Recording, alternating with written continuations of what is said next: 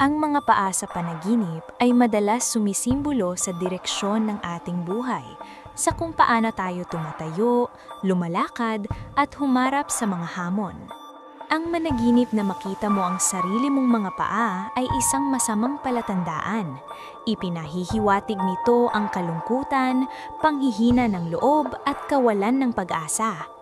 Maaaring mangyari na ikaw ay mapasailalim o madaig ng kagustuhan at ugali ng ibang tao at mahirapan kang ipaglaban ang sarili mong nais.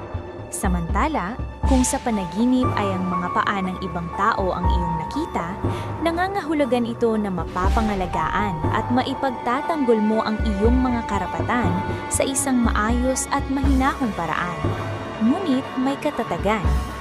Dahil dito, makakamit mo ang isang mas mataas na antas o respeto sa buhay, higit sa karaniwang kalagayan ng iba.